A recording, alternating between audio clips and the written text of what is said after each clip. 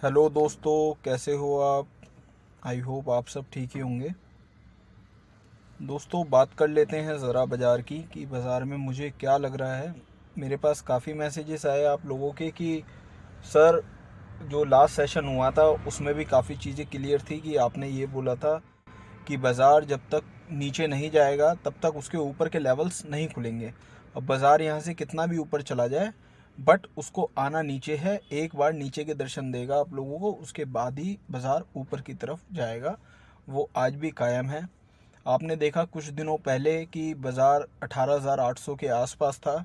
जब एक audio clip मैंने आपको पोस्ट की थी, जब चाइना का अनलॉक नहीं हुआ था, उसी टाइम पे मैंने आपको एक ऑडियो क्लिप पोस्ट की थी कि बाज़ार यहाँ से ऊपर जा सकता है 19,500 वहाँ से, लेकिन बाज़ार को एक बार नीचे आना है और काफ़ी नीचे आके बाज़ार रुकेगा। ठीक है दोस्तों, अब ये तो आपको पता ही है कि मैंने आपको बता रखा है कि बाज़ार एक बार आपको नीचे के लेवल्स दिखाएगा।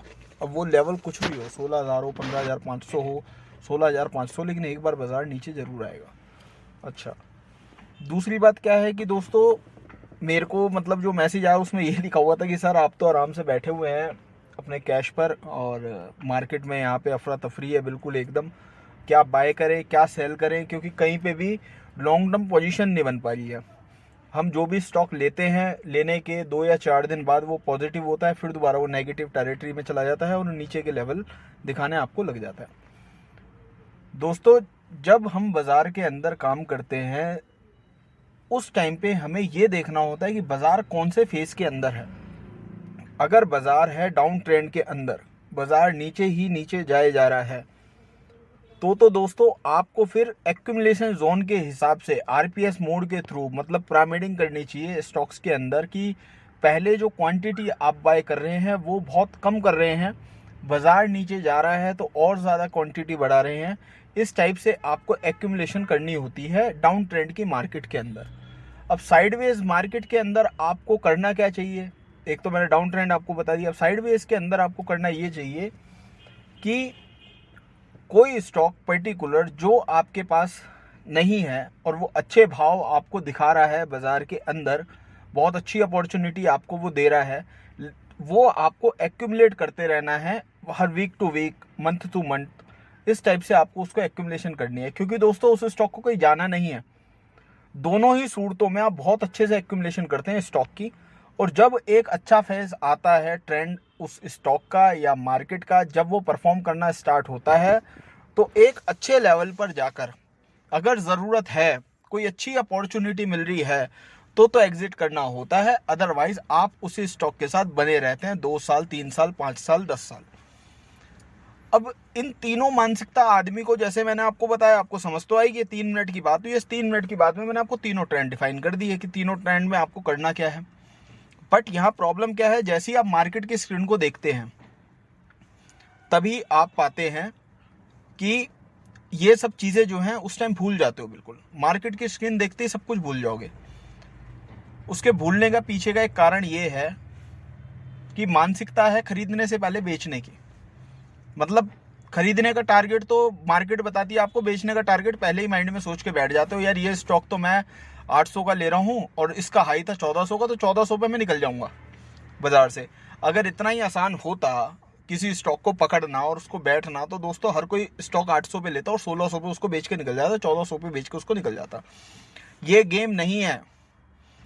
जो स्टॉक 1400 से 800 आया है वो 600 भी जा सकता है, 500 भी जा सकता है। अब देखने पड़ते हैं अंदर जाके उसके फंडामेंटल, उसके सेक्टर के ऊपर टेलविंड और हेडविंड्स, कि उसको कोई हेडविंड तो नहीं हो सेक्टर के ऊपर, क्या वो अपने जो सेक्टर का एक माना हुआ स्टॉक है।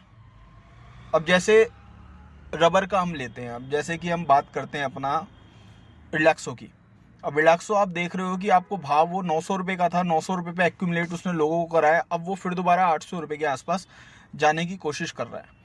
इसके पीछे का रीज़न क्या है, इसके पीछे का क्या कोई टेलविंड है या फिर कोई हेडविंड है जो वो नीचे नीचे स्टॉक जाया जा रहा है। अगर टेलविंड होगी तो कहीं ना कहीं वो स्टॉक रुका रहेगा। और आप देख भी रहे हैं कि मार्केट में इतना फॉल आ रहा है, लेकिन वो एक लेवल पे जाके 900 रुपये से लेके 800 रुपये में आने के चक्कर में उसने 6 महीने लगा दिए।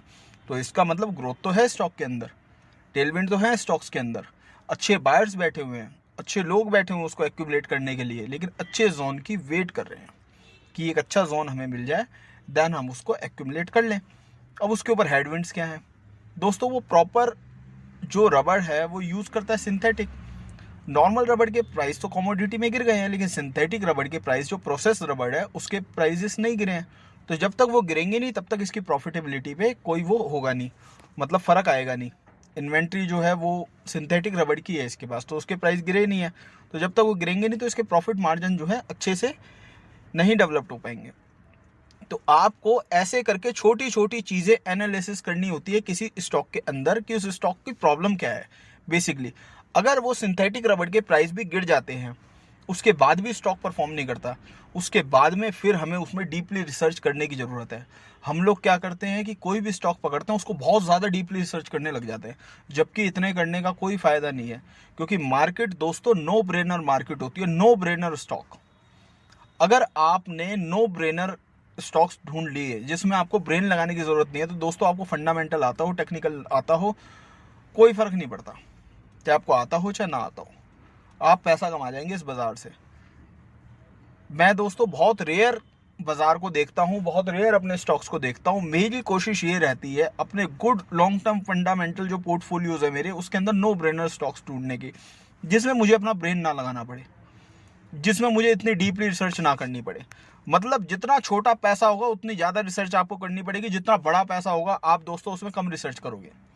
अगर आज मैं आपको बोलूँ आपकी कैपिटल 1 करोड़ रुपए, मैं कहता हूँ 2 स्टॉक में लगानी है, आप दोस्तों कितनी भी कोशिश कर लेना आप गलत स्टॉक ले ही नहीं सकते, क्योंकि उसमें कैपिटल जाने का खतरा है, उसमें डाइवर्सिफिकेशन नहीं है। अगर आप 2 स्टॉक लोगे, अगर मैं आपको कहता हूँ कि आपको आईटी के अंदर कोई चूज़ करना है स्टॉक, अब आईटी के अंदर मैं बोलता हूँ 50 लाख रुपए आप हैप्पीएस्ट माइंड के अंदर लगा दो, आप कहोगे नहीं सर हैप्पीएस्ट माइंड के अंदर मैं लगाऊंगा, मैं टीसीएस में लगाऊंगा या मैं इन्फोसिस में लगाऊंगा।